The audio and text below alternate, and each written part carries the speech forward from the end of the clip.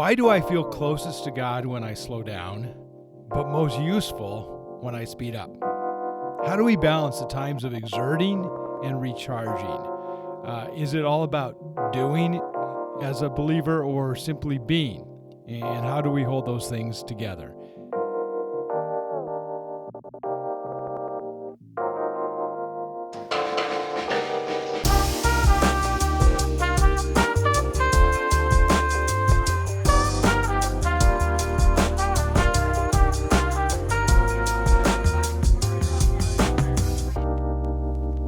Why do I feel closest to God when I slow down, but most useful when I speed up? How do we balance the times of exerting and recharging? Is it all about doing as a believer or simply being? And how do we hold those things together? This is Season 3, Episode 14 of Unhurried. Ryan Viramontes is next to me here in the studio. I'm Doug Kyle. Great to have you all listening and viewing along with us. Hey, we have a bigger table suddenly. Yes, we do. You know, we're not knocking knees so not much anymore. Last week, I'm still kind of savoring the live podcast from or the live audience, I should say, from last week. If you didn't get a chance to catch the previous episode, it was a lot of fun. We had a live audience. That was great. That was a lot of fun. Usually it's just you and I in a room, but today, last week it was fun. We get to have a live audience and got to get like that initial. Oh, you know what? We forgot the most important part. Oh yeah. Turn on the recording. There we go. So if you're watching this rather than listening, we just turned on the recording sign. Yeah. That's someone anonymously donated, but now it's a part of our look here. Yes, exactly. Yeah. No, it was great. I thought it was really fun. I know you have done one before, so I think you were more comfortable about it. Doing a live podcast recording before. But it was my first time, but I was, it was so much fun. It was great. Yeah. It was great. You say I did before, but it was very different. The time before was just a handful of select people around a small round table, and I did it during the first season. But this was very different. We had like 30 people in a room, and it was a lot of fun. Yeah. And all the way leading up to it, you're saying how nervous you were. Right. And I was going, why are you nervous? This is going to be a lot of fun. And then we got there, and you were cool as a cucumber. I was the one that was nervous. Yeah. So that made me laugh. And then also too, when we've sat down, and you look at me and you go like, "Hey, are you ready?" And I go, "Yeah, I'm ready." And I went for a fist bump, and you went for a high five. And so we did like one of those like turkeys, And I was like, "We're off to a great start." Oh no. Yeah. Oh no. If this is any indicator of what we're in for, we're in trouble. Exactly. Yeah. I was like, "Uh-oh." Yeah. Turned out great. Listen to it. It's actually kind of the kickoff to our new podcast series, which is Life on the Vine. So I'd love for you to hear last week. It was a lot of fun. We'll do it again. Oh, for sure. I think so. Yeah. I think it definitely another one this season. I think it would be kind of fun. Yeah. So keep you posted. Keep listening. We'll tell you we're going to do that again. If you missed it, we'd love to have you there. It is, and we had some prizes. There was some good refreshments. Yeah. You were eating cake? I was eating cake while I was doing the podcast. That's pretty cool. Yeah, that was amazing. All right. Also, we got to hang out over the weekend. We did. We were both at a wedding. Yep. Not at a wedding. We were both involved in the wedding. Yes, we were. Yeah. You way more than me. I was officiating the wedding. Yes, you were doing the heavy lifting. This is a friend from here from church, right? That we had a chance to be the key parts of the ceremony. I officiated. You did the music for it. Yeah. It was great. It was awesome, and it was such a beautiful venue too. Oh. And and of course the bride was beautiful as always. Yeah. So it was great. It was awesome. Yeah, it was a great time. We were. You came up to me ahead of time and you're like, well, this is during the rehearsal. Sure. Saturday, we were together Saturday for the rehearsal and Sunday for the wedding. Saturday at the rehearsal, you came up, hey, I have this idea. Maybe I can play under this while you're doing that part of the ceremony. And I'm like, yeah, of course, that sounds great. And people were looking at like, how are you guys, it's like we've done this before, we work together, we kind of get it. So it was great having you do the music, because I knew what you would do, and it would be great. Right. Yeah, it was funny when I was doing the sound check, I don't think were there at that time yet. Mm-hmm. And so I was, plugging in and everything, and the sound guy was, kind of going around making sure it sounded fine. And he's like, I don't know, I haven't seen the minister yet, Mm-hmm. And I was like, oh, I'll see him when I, he's like, oh, do you know what he looks like? And I go, kind of. Yeah, I'll probably recognize him. Yeah. I was trying to play it coy, that you and I didn't know each other. Uh-huh. Yeah. I think I'll recognize him. Yeah. That's funny. And then I loved too. And I was, it made me smile, because, I am very proud of you, and proud of, your ministry here at the church and everything, and working alongside you and everything.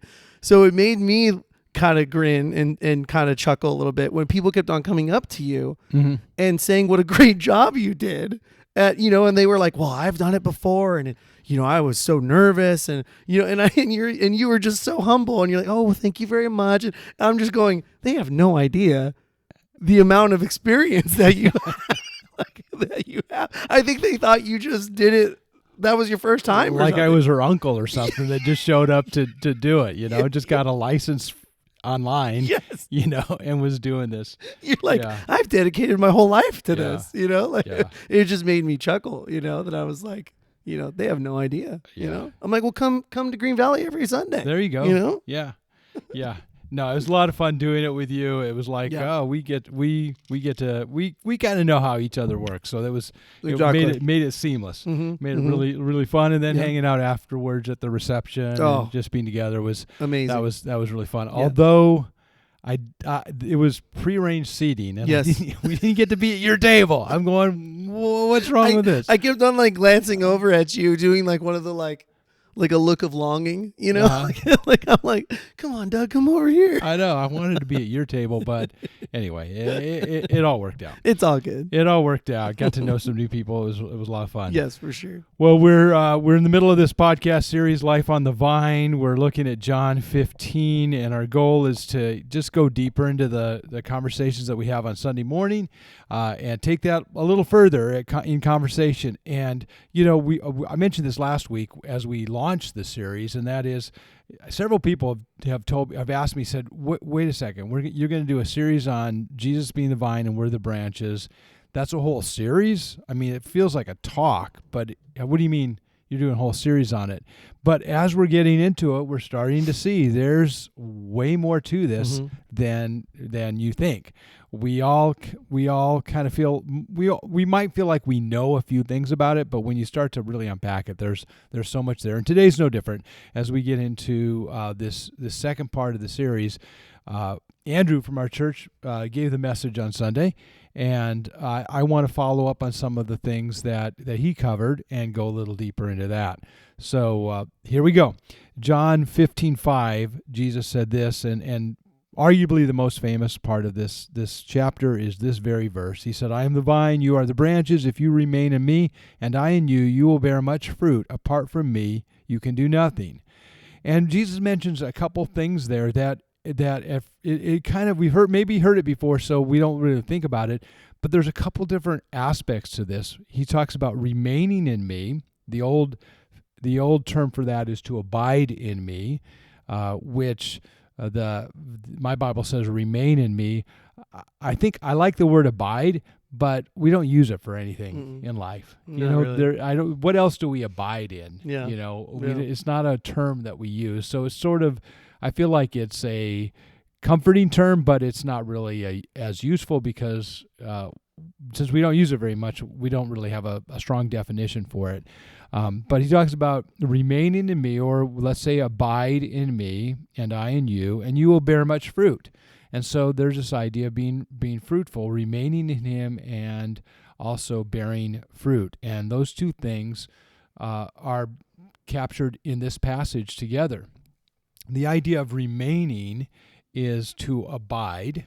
That is the being with God, just drawing our life and being connected and in His presence, aware of His presence, and drawing life from Him. And the idea of bearing much fruit is to abound. This is doing things for God. So on one hand, we have being with God, and the other hand, we have doing things for God, and which led to kind of the opening question that I had as we began this podcast. How do we balance the times of exerting and recharging? Is it all about doing or simply about being? When you think about it, those two things sometimes feel like they're in tension. Am I supposed to just abide, or am I supposed to abound? Am I supposed to focus on just being with God, or am I supposed to focus on bearing much fruit? And there's guilt on both sides. When I'm resting, when I'm just drawing my life from God and soaking in His presence, I feel like I should be doing more. This feels maybe kind of self-focused. When I'm grinding, when I'm like just trying to get stuff done and be fruitful and make a difference, sometimes I feel like I'm neglecting God. Mm-hmm. I can get independent and doing it on my own. So how do we? You see the tension I'm kind of wrestling with here. How do we bring both those things together? Oh yeah. Well, I can also feel it when you were talking right now. I can also feel it on a very tangible, very, real level, even with my kids. It's like you can go and do all these things, then all of a sudden you're like, when's the last time like I sat down and like, had dinner when everyone else ate dinner? Or like, when's the last time I just sat here and just didn't have to rush off to do something else? You know what I mean? And just be with the people I'm with. Yes. And our Heavenly Father wants that from us too. Yeah. He wants to just spend time with us, or for us to spend time with Him. Yeah. And if we're not careful, we can sort of feel like it's a tightrope. Yes. It's sort of like I'm getting pulled on both sides or tugged on both sides, or somehow have to walk this fine line between being, active and involved and doing things, and then also on the other hand being present and being there and just being with. You think about relationally with your family. I want to go out there and work and make some money so that we can or do some work in the yard or clean the house or whatever it is. Right. The duties Right. that come along with being a parent, in order to be able to do what you want to do. But then you also want to spend time together. Right. But if you spend too much time together, you're not getting work done. If you do too much work, you're not spending time together. Yeah. And so you feel that tension. The same thing is true in the spiritual life. You feel like when I'm really active for God, engaged, sometimes I can forget about Him. Mm-hmm. Sometimes I feel like I'm doing it for Him rather than with Him.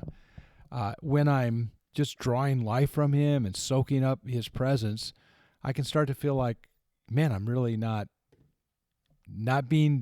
making a difference. I'm not really doing anything. Right. And sometimes too, especially with ministry, you can get into that rhythm of going like, oh, well, I'm very God and I are very cool right now. Like we're very connected, but it's just the rhythm of the ministry that keeps you in that false sense of connection. When if you really start picking it apart, you're not really connected. You're just a good servant in the sense of you're still loyal to your church, you're still loyal to getting your job done, but as far as being connected on a personal level to God, it's not there. Yes.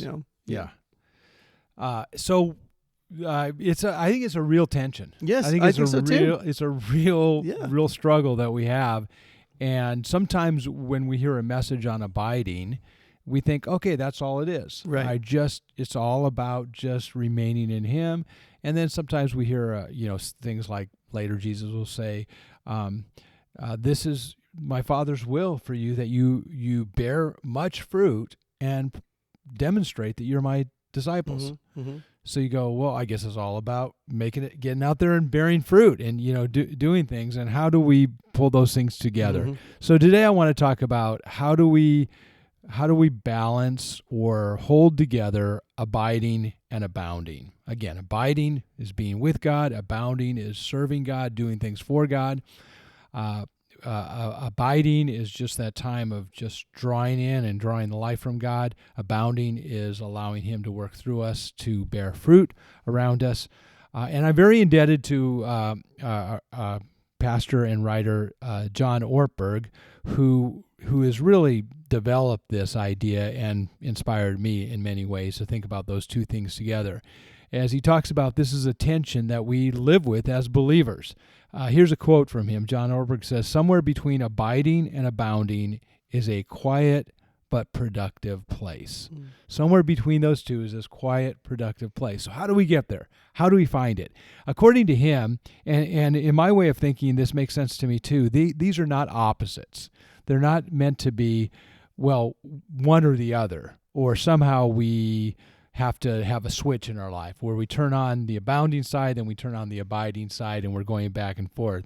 That there's somehow a way that those two things are meant to come together. But even though they're not opposites, we can easily overemphasize one over the other. I think the danger is not is when we don't realize that these two things actually go hand in hand. We overemphasize one rather than the other, and it's not easy for us to hold them together. For me, if I just think about real life, for me, one side of me wants to abound. I feel like I'm kind of wired that way, and so I want to pour myself into meaningful work and just get going. I feel like, especially the start of the day, I'm really, I walk in the office and I've noticed this is that our admin knows that it's not about just catching up right away, because I kind of feel like I want to get in and just get going, and then later in the morning I'll have a chance. Okay, now it's time to get a sip of water or whatever, come out, and then catch up a little bit. There's part of me that's just wired to just let's get busy. Let's start doing some things. I feel like there's a lot to do. So there's one side of me that just wants to pour myself into meaningful work, but the other side of me that wants to lean into relationship and kind of recharge and realize that it comes from God. And when I focus on one or the other too much, then I'm feeling I feel like the other is I miss out on the other. Mm-hmm. So what is it? Is it do more or slow down? And what are we supposed to do? Or both? And if it is both, how do we do that all at once? Right. How do we bring those things together? Right. Well, even with our volunteers at church, we've got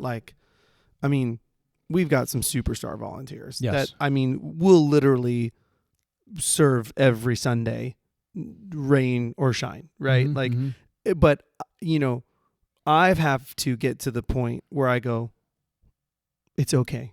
Yeah. If we really are in a bind, I will call you. You know what I mean? Late on Saturday night when someone cancels or something. You know what I mean? But until then, it's like I have to put everybody on a schedule because I don't want them to get burnt out. But they find so much value in being helpful to the church, and that's how they want to serve, But it's that, like you said, it's that that tightrope, that balance of. Yeah, I feel like as a leader, this is exactly what you're saying. As leaders, sometimes our role is to actually put the reins on and slow people down and say, that's great, but right. I don't want you to burn out. Yeah. And one of I talk about this in the Shape seminar that I do, is that one of the most powerful words in our vocabulary is no. Right. And to be able to have those boundaries in our lives, to know that when we overemphasize one of these, if it's just all about do everything and don't stop, never rest, you are going to burn out. Yeah, for sure. So that's with volunteers as well. That's exactly it. So what is it? Is it one or the other? Is it somehow doing both at once? And the short answer is, it is both. But I think that needs to be explained. But it is both, and I get that from John 15:5, the verse I read earlier. Jesus says, "I am the vine, you are the branches." And he says, "If you remain in me," that's abide. "If you remain in me and I in you, you will bear much fruit. Apart from me, you can do nothing." So Jesus links those two things together. Mm-hmm. Abiding and abounding go together. It is both. Mm-hmm. It's maybe use a kind of an analogy. It's it's the two pedals of the bicycle. You know, you need both. You can't. Have you ever tried to ride a bike just with one pedal? You know, the other foot like on the handlebars or something. You know, it's kind of hard to do. You know, just one side. You need both the abounding and the abiding in your life going together. It's like two oars to a rowboat. If you just use one, you're going to go in circles. You need both of them to go together. So it is both abiding and abounding together. It's not either or, it's both. It's somehow the goal of the life as a believer is to find a way to bring both of those things together. It's being both active, but also rooted. It's being engaged, but also connected.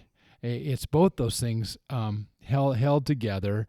And let me to illustrate this, just talk a little bit further about the danger that comes from just emphasizing one over the other. I feel like as individuals, we tend to be prone to one or the other.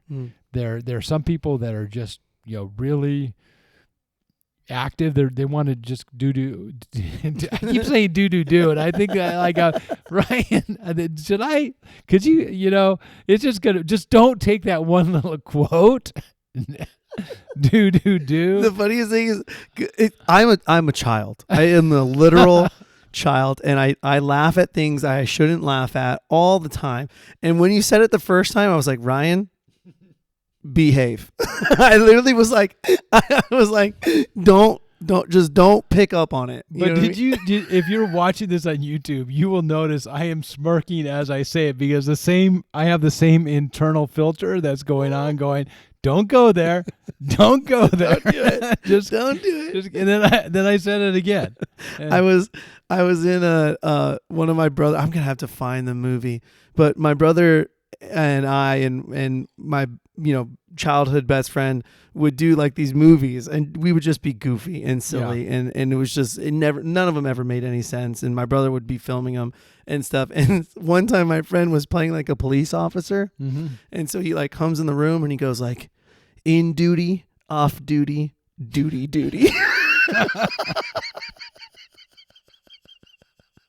And right now when you said that, I literally thought that, and I was like, Ryan, behave. You're not a child. Don't go there. Don't go there. But then you did. But I did. But now you did. Yeah. So we kind of have a policy that we never cut anything out of we leave it all in there. Well, if you're listening to this, it got left in. Yeah. If this makes it, then you know it got left in. Oh my gosh. Anyway, I if I can somehow bring this back, I think let me see if I can say it in a different way. There you go. I'm going to try it in a different way. There are some people that are wired just towards activity. Yes. For them, it's all about doing. Yes. Period. Pause. It's all about activity. It's all about engagement, all about really trying to make a difference. And I get that. Yeah. I get that. I think there's a side of me that can just go there so quickly. And other people are more wired towards the devotional life and really, it's Mary and Martha. Yes. Right? Yes. That's a great way. There It's you just, go. it's Mary and Martha. Martha, who was just activity. And there's Mary, who in the Bible was sitting at Jesus' feet. And, I feel like we all are either a Mary or a Martha by inclination, kind of lean one way or the other. And so if you're inclined one way, it's easy for you to overemphasize that, not only with yourself, but with other people. You'll kind of, that will be your unintentional message to everybody else. You hang around with Marthas and it's like, yeah, the real duty, the real call in the believer's life is to get out there and do stuff. And you hang around with Mary's, and it's like, oh man, I feel like I need to just go get alone on a mountaintop and draw near to God in my prayer closet and really draw my life from Him. And so think about yourself as you're listening to this. Maybe you tend to go one way or the other. Yeah. And whichever it is, there's probably a danger that you overemphasize that. Right. Mandy's family, it's kind of become a joke, but the older I get And now that we all have kids, so now all of Mandy's brothers and I and us, I've grown to like appreciate it a little bit more. So when we go over her grandmother's house, and before it was, her grandmother and her grandfather, let's say for instance, they say, okay, we're going to eat at 5, okay, or whatever. Mm-hmm. But you had to get there at 3 for a 5 o'clock meal. Yes. Yeah. Not because you had to prepare it, because they would already have the food and everything ready to go, but they wanted to sit and talk and not feel rushed. Yeah. With the event, right? Yes. Which is dinner, Yeah. right? And so it was always one of those things where you go, okay, you got to make sure you get there at 3, because if not, we're not eating until 5:30 because they wanted to make sure everybody got there. Yes. Then we would, sit and chat and catch up, and then we eat. Connect. You connect with each other. Right. Yeah. And so when you're younger, and Mandy and I have been together forever. So, when you're younger, you're like, man, this is taking forever. Mm-hmm. But the older I get, the more I go, no, I understand it now. Yeah, that's cool. That's cool. Yeah. They want us to sit and not feel rushed, and to be, abiding in each other and spend time with each other, and not feel like you have to, this is what you're here for, and now everybody leaves now. It's like, so now I've come to appreciate that a little bit, because I do tend to be more on the abounding side, where I just want to kind of go and get things done. Yeah. Yeah. So if you need to get there early because it's time to sit on the couch and just connect, then that's really the abiding temperament. Yes, very much so. If you need to get there early because they're going to need help preparing dinner, yes, otherwise it's not. If it's not going to be until 7 because you haven't had time to connect, that's abiding. If it's not going to be till 7 because dinner's not ready, right, it's because it's the abounding. It's the side. abounding. You got to get there to start, chopping vegetables and maybe vacuuming the living room. Yeah. So whichever it is, that kind of shows you maybe a real life example of your temperament. Yes. Your leaning. Yes. Now, if you are inclined to abide, and if that's your real emphasis, then it can lend itself to becoming more passive in our life with the Lord, and more mystical, where it's just really all about just sensing from God and drawing near to Him, and more monastic, maybe, if that makes sense, in this kind of isolated life where you pull away from real engagement with the world.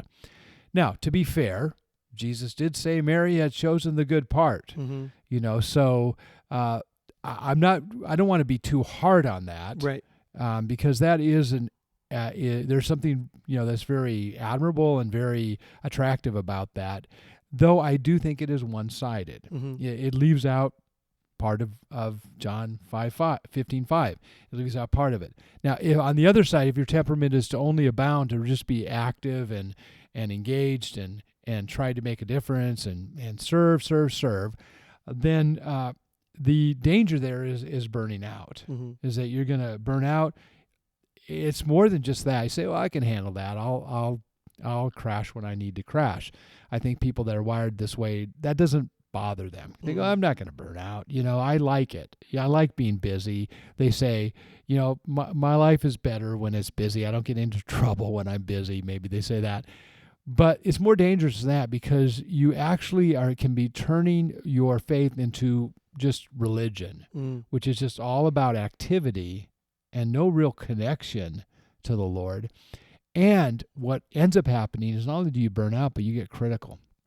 You get critical of others.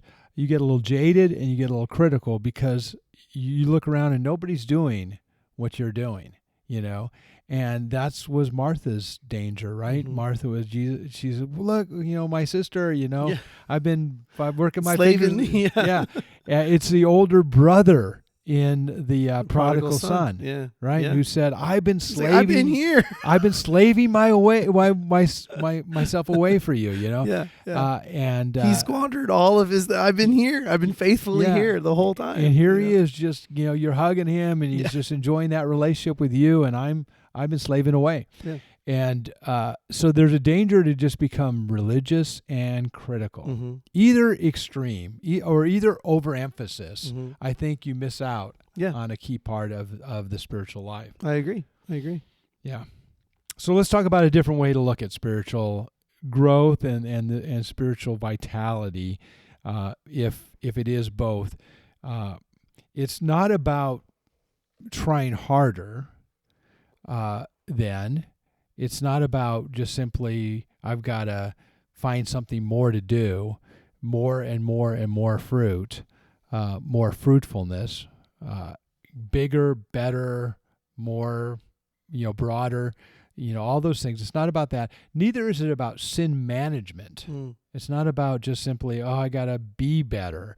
I've got to somehow, make sure there's not bad fruit in my life. Not only it's good fruit, but just getting rid of, if you just simply focus on those things. Rather, when you bring these two things together, it's about life and activity that draws from God. Our life, that is our vitality, our connection from God, our rootedness comes from God, and our activity then grows out of that.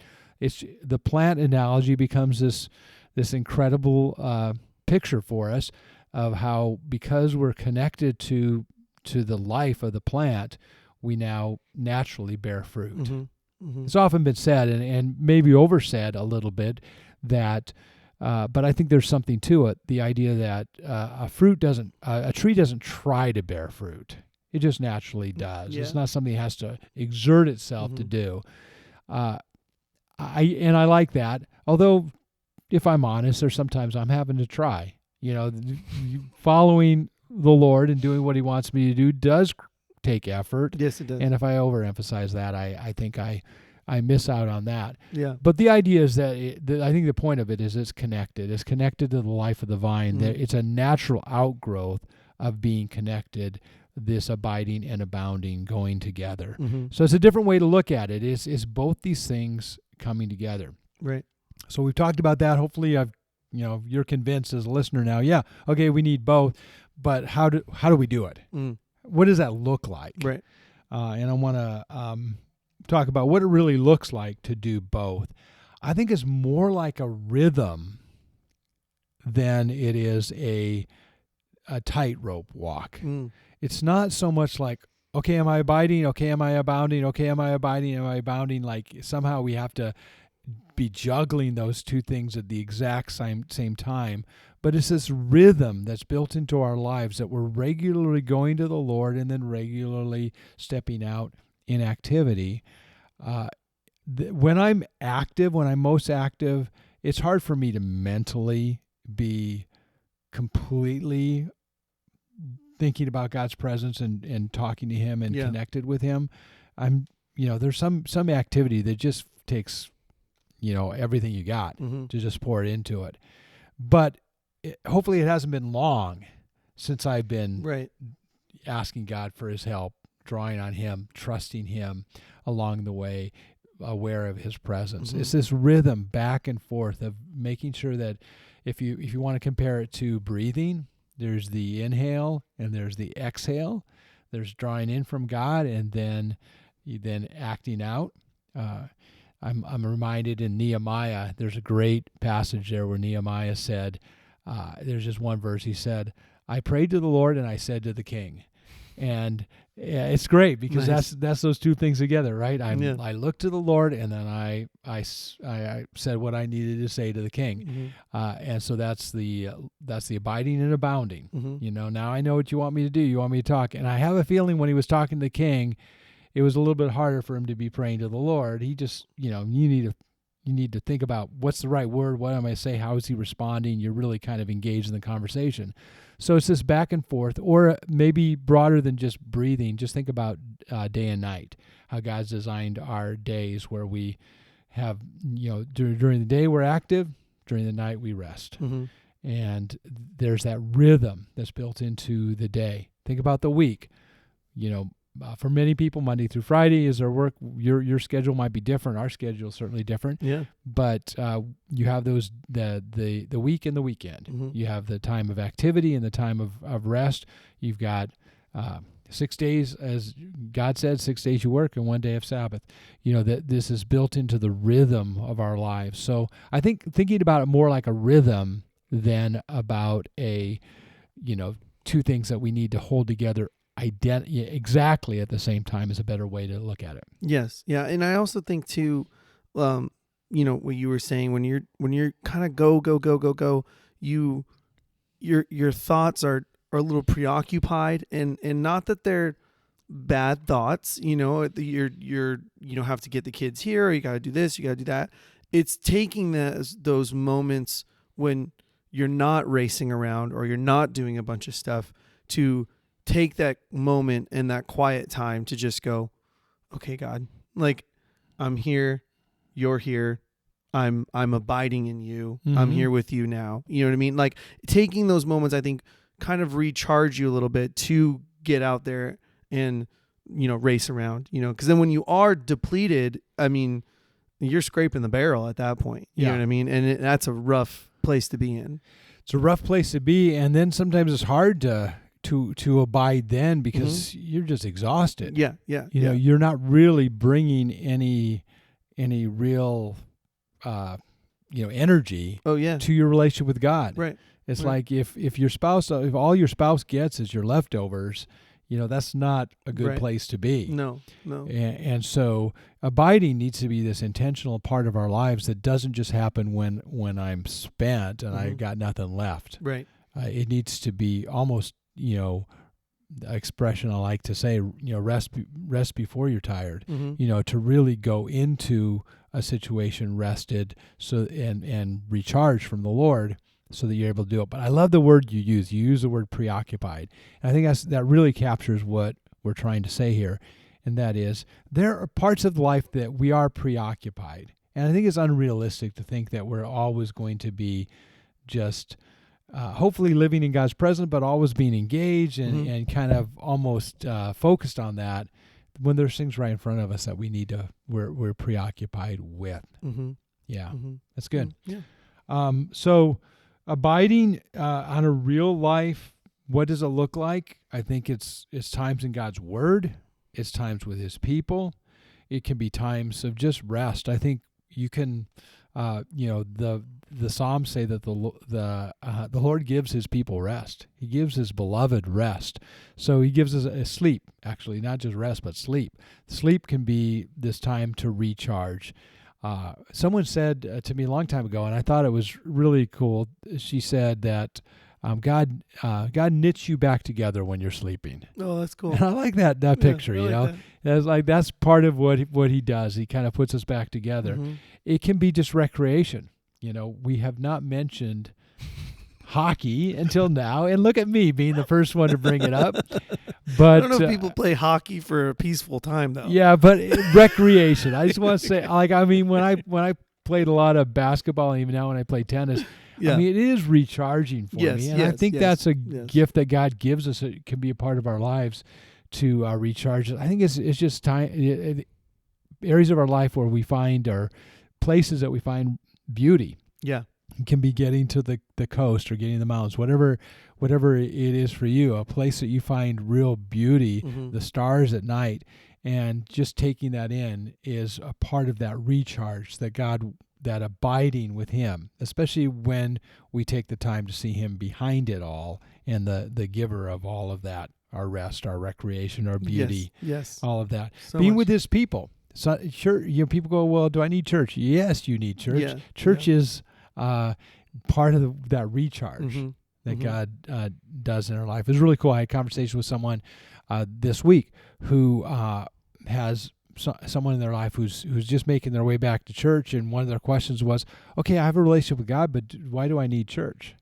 And then he came. He was here, and he goes, "Now I get it." Yeah. Now I see.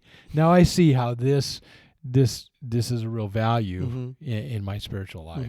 Well, and I also feel like too, and it's the way God designed it, is that it we're all, whether we have an active relationship with Christ or not, right? We all are God's children, right? And so when I'm here on Sundays and I get to see people and check in, and it's like they fill my cup so that when I go out into the real world, that I'm able to be filled with Christ and able to show that to others, and because we all are God's children, whether or not we have an active relationship with him, Yeah, I mean, in the sense that we're all created in his image, and those that the object of his love, for sure. And so there's something very profound about that when we come together. Yes. And sense that and know that. Yep. Well, if abiding is God's word, his people, rest, recreation, and beauty, then abounding what does that look like in our lives? Well, it looks like our career, our service, our duty, our intentional involvement. It may be, I think the Lord wants me to go talk to that neighbor. He wants me to pursue this. I think help out with this person. These are outside of your career, but just things that this is an area that God wants you to be fruitful in your life and to step out and do it. Your career, though, also, I think it's great to see your career as a way that God wants. You're serving the Lord in that career and doing it as unto him, and it can be a part of your fruitfulness. Right. Your volunteer work, your service in the church, outside the church, anything that you feel like this is my duty. I'm called to care for widows and those who are homeless and those who are estranged in our society. That's part of our duty to reach out to care for the poor. All of that is a part of what God's entrusted us to do. Mercy towards those who need mercy around us, an act of compassion towards someone that's hurting. All of that becomes an area of fruitfulness in our lives. And it grows out of the abiding. We're together, abiding and abounding. Those two things kind of go together. So if you listen to that list on both sides, you might feel like, I'm kind of heavy on one, but not the other. Yeah. And whichever way it is, you can I think bring more balance into your life by emphasizing the other. Does that make sense? Oh, for sure. Yeah. I love it. I think one of the things too that I was thinking about on Sunday was that, you kind of hear this verse, like there's like certain verses that like, especially as somebody who grew up in the church, it's like there's verses you go like, oh, you learn that in, kids church, but you don't really learn it in like, the main service or whatever. Yeah. So I've always looked at this verse as like, oh, that's one of the ones you learn as a kid, kind of a thing, it's like the branches and nature and, all these things.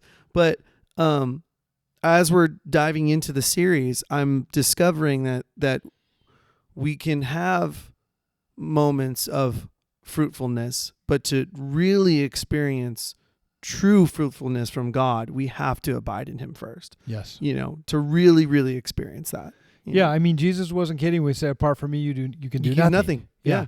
So it's not one or the other. It's definitely both. Yeah. And really then getting a handle on what that looks like in real life, I think is the trick. Yes, for sure. Yeah. For sure.